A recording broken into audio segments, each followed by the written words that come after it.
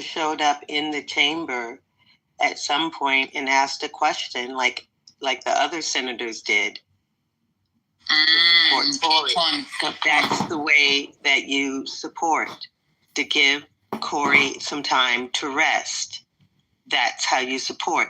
And every time you ask Bernie Sanders about Black people, he talks about the fact that he marched with Martin Luther King. He thinks that gives him protection for the rest of his life.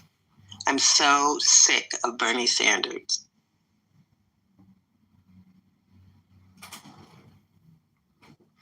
I mean, the woman, that she's not saying anything that we have talked about Bernie Sanders in this room extensively.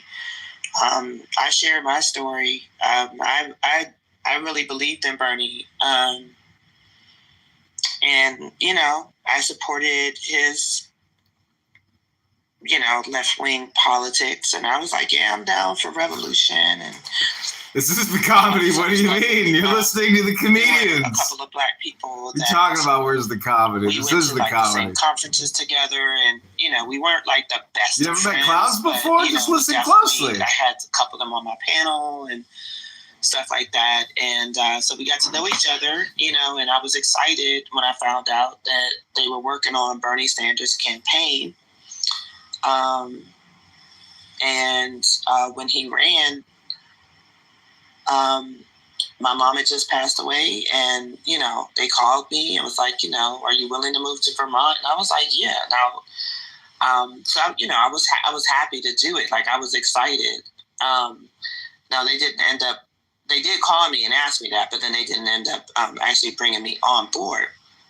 But I was like deeply invested, and they kept saying that they would, so that's another thing. But I was deeply invested in the campaign and was like supporting. And then the more and more we talked about strategy, and I was talking to my Black friends that were working on the campaign, and, full disclosure, one of them said, and you'll understand the importance of this, one of them said, don't worry about it. Like, we got a plan. We're going to, Black people don't really know Bernie Sanders like that. So, we have a plan to really introduce him to the Black community because, a lot of his politics Black people talk about, they're aligned with, and so on and so forth. And he had a full HBCU program. No, I'm sorry. The Black man, the strategist, had a full HBCU program. But it's an effective gaslight tool. And so they started. And the plan was lay out that program and do it. And so the first stop was Morehouse. And y'all can look this up, So first stop was Morehouse, to introduce Bernie Sanders and so on and so forth.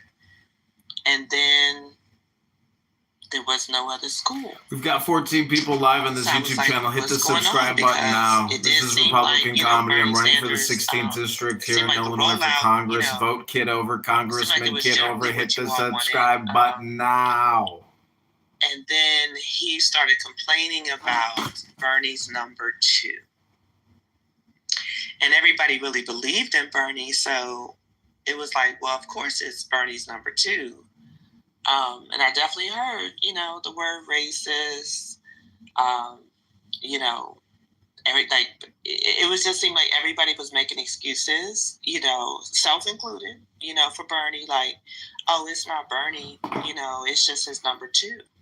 It's his campaign manager, making all these decisions. And slowly but surely we saw Black people weren't getting hired for his campaign.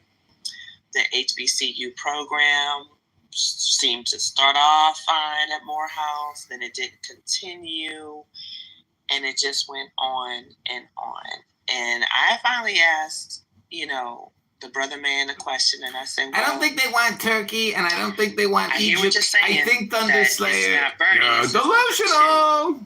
But, at some point, don't you have to make a decision for your own campaign? Bernie is not like he hasn't been in office. He's run, before. He runs in general, right? Just for re-election in Vermont. And I understand Vermont is not like the rest of the United States. So I just started asking him that question.